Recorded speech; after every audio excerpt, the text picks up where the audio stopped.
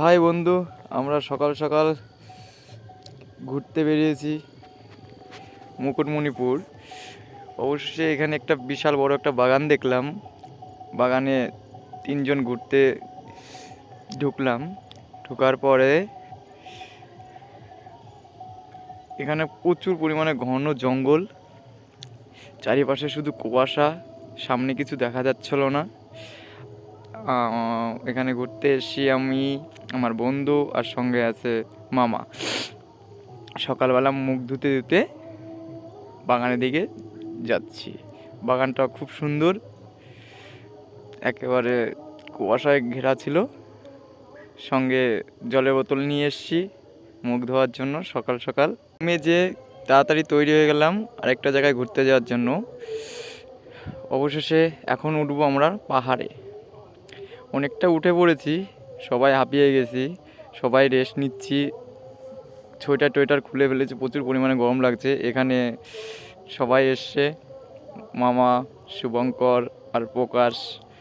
ওপরের দিকে উঠতে খুবই কষ্ট হচ্ছিল, প্রচুর পরিমাণে খাড়া ছিল। তারপরে তাও 4-5 বন্ধু মিলে ঘুরতে গেছিলাম, কিন্তু অবশেষে আমরা 4 জনেই পাহাড়টা কমপ্লিট করতে পেরেছি। আর আরেকজন নিচেই বসেছিল, সে উঠতে পারিনি। আর এর মধ্যে আমার এক বন্ধু পাহাড়ে উঠতে যে পায়ে প্রচুর পরিমাণে চোট পায়। তারপরে আমরা উপরে উঠছিলাম। পুরো পাহাড়ে উপরে ওঠার কারণ একটাই ছিল, মুকুটমণিপুর পুরো ভিউটা ওখান থেকে ভালো দেখা যায়, খুব সুন্দরভাবে দেখা যায় ওখান থেকে। এর জন্য উপরে ওঠা খুব চেষ্টা করছিলাম। লাস্ট পর্যন্ত আমি উঠেছিলাম, শুভঙ্কর, প্রকাশ আর সঙ্গে মামা। আর হৃদয় ছিল, হৃদয় চেষ্টা করছিল কিন্তু উঠতে পারিনি, ও নিচেই বসেছিল। আর এখানে আসা একটাই উদ্দেশ্য, এখানে নাকি একটা পৌষ সংক্রান্তিতে বিশাল বড় একটা মেলা হয়, প্রচুর পরিমাণে লোক আসে সেখানে।